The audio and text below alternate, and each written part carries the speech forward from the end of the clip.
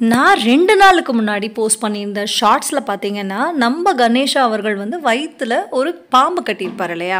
அதுக்கான reason and நம்ம தோப்புக்கரணம் போடுறோம் வழி வழியா இல்லைங்களா? ஸோ அது எதுக்கு அப்படின்ற கேள்வியோடு தான் முடிச்சிருந்தேன். ஸோ அதுக்கான ஆன்சர் தான் இந்த வீடியோ.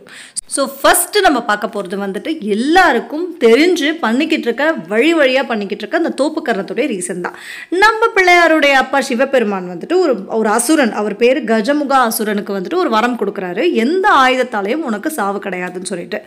வழக்கம் போல நம்ம அசுரங்கள்லாம் என்ன பண்ணுவாங்க, கொடுமைகள், அந்த சச்சரவுகள் எல்லா விஷயங்களும் பண்ணிட்டு இருந்திருக்காரு.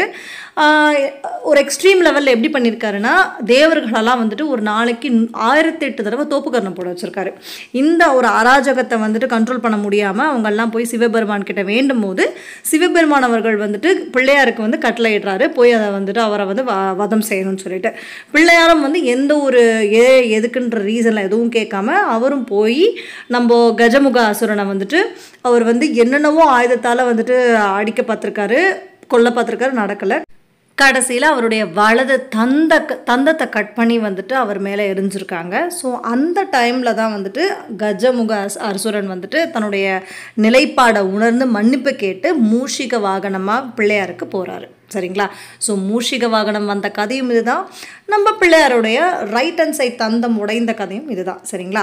ஸோ அப்போது அதுக்கு தேங்க் பண்ணுற விதமாக தேவர்கள்லாம் வந்து தோப்புக்கரணம் போட போய் அது வழி வழியாக நம்ம பிள்ளையார் முன்னாடி தோப்புக்கரணம் போட்டால் ஒரு நல்லது நடக்குதுன்ற ஒரு சம்பிரதாயமும் ஒரு ஐதீகமும் உருவாச்சு. சரிங்களா? அடுத்து நம்ம பார்க்க போகிற விஷயம் வந்து அவர் வயிற்றில் கட்டியிருக்க பாம்பு, அந்த பெல்ட் மாதிரி. இதுக்கு வந்து 2 விதமான கதை இருக்குது. ஒன்று க்யூட்டான கதை, ஒன்று சீரியஸான கதை. சரிங்களா?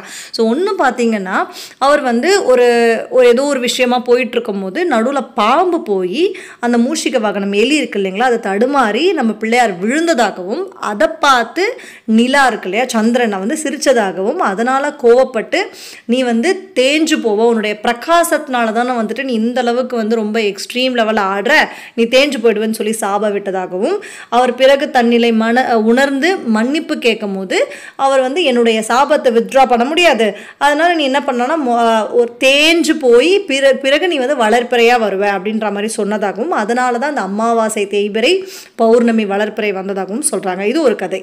இன்னொரு கதை பார்த்தீங்கன்னா, அவர் வயிறு ஃபுல்லாக அந்த அவங்க அம்மா செஞ்ச, பார்வதி அவர்கள் செஞ்ச மோதி லட்டுன்னு சொல்லுவாங்களே, அதை சாப்பிட்டுட்டு போகும்போது அதே மாதிரி தடுக்கி விழுந்ததாகவும், அந்த டைமில் வந்து தடுக்கி விழுந்ததுக்கான காரணம் வந்து அந்த பாம்புன்னதுனால அந்த பாம்பை பிடிச்சி வயிற்றில் கட்டினதாகவும், அதனால தான் வந்து அது தனக்கு ஒரு ஆபரணமாக அவர் வச்சுட்ருக்காரு இன்னைக்கு வரைக்கும்னு சொல்கிறாங்க.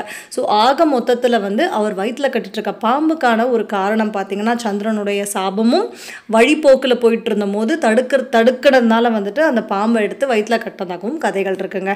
என்னதான் கதை இருந்தாலும் நம்ம கணேஷா அவர்கள் நம்ம போய் ஒரு சில மணி துளிகள் வந்துட்டு மனமுருகி வேண்டி ஒரு 2 தோப்புக்கரணம் போட்டு வந்துட்டோன்னு வச்சுக்கோங்களேன், நமக்கு கூடாத காரியமும் கூடும், நம்மளுக்கு பாசிட்டிவ் வைப்ஸும் வரும், எல்லாமே நடக்கும் இல்லையா?